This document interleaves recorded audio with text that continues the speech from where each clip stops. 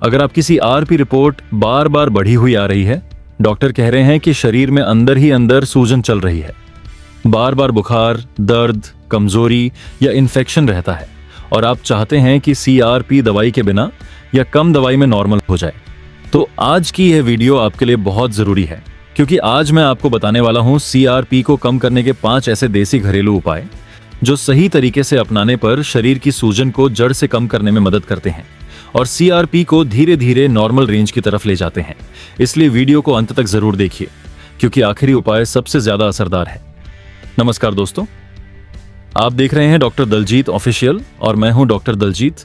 इस चैनल पर हम आपको ब्लड टेस्ट रिपोर्ट की सही जानकारी, बीमारी के कारण, लक्षण और घरेलू उपाय बहुत ही आसान भाषा में बताते हैं, ताकि आप अपनी सेहत को खुद समझ सकें और सही समय पर सही कदम उठा सकें।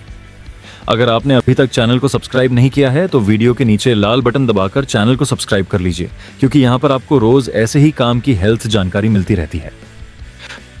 अब सबसे पहले थोड़ा समझ लेते हैं कि CRP बढ़ती क्यों है। CRP यानी C रिएक्टिव प्रोटीन, ये हमारे शरीर में तब बढ़ती है जब कहीं ना कहीं सूजन, इन्फेक्शन, चोट, बैक्टीरियल बीमारी, ऑटोइम्यून प्रॉब्लम या अंदरूनी इन्फ्लेमेशन चल रही होती है। और अगर हम सिर्फ दवाई खाते रहें लेकिन खान पान और लाइफस्टाइल न सुधारें तो CRP बार बार बढ़ती रहती है। इसलिए आज बताए जा रहे ये घरेलू उपाय सूजन को जड़ से कम करने पर काम करते हैं। अब बात करते हैं पहले देसी घरेलू उपाय की, जो है हल्दी वाला गुनगुना दूध। हल्दी में पाया जाने वाला तत्व कर्कुमिन एक बहुत ही शक्तिशाली एंटी इन्फ्लेमेटरी और एंटी बैक्टीरियल तत्व है, जो शरीर की अंदरूनी सूजन को धीरे धीरे कम करता है और CRP को कंट्रोल करने में मदद करता है। रोज रात को सोने से पहले 1 गिलास गुनगुने दूध में आधा चम्मच शुद्ध हल्दी मिलाकर पिएं।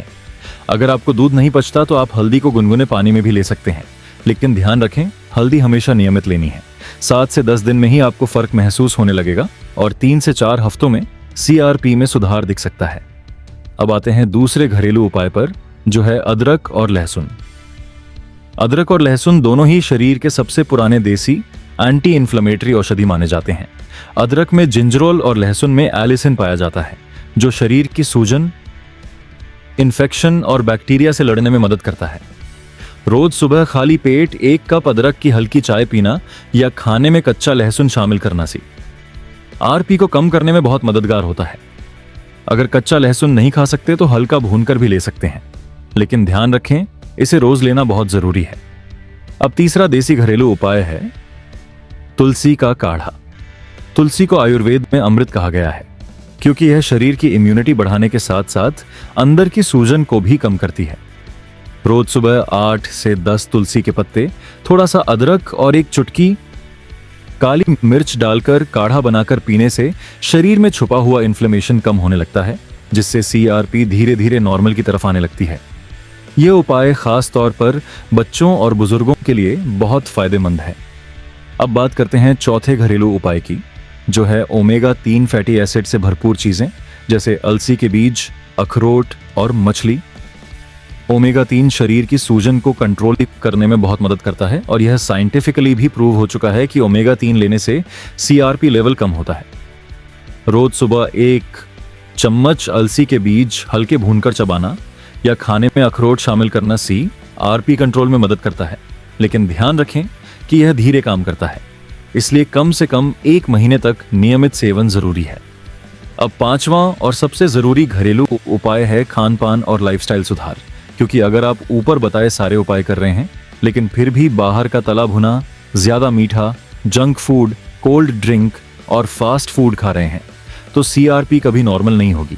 ज्यादा तेल, मैदा, चीनी और प्रोसेस्ड फूड शरीर में सूजन बढ़ाते हैं, इसलिए हरी सब्जियां, फल, सलाद, हल्का खाना, भरपूर पानी और रोज 30 मिनट की हल्की वॉक या योग CRP को कम करने में बहुत बड़ी भूमिका निभाते हैं। खासकर प्राणायाम और अनुलोम विलोम सूजन कम करने में बहुत असरदार हैं।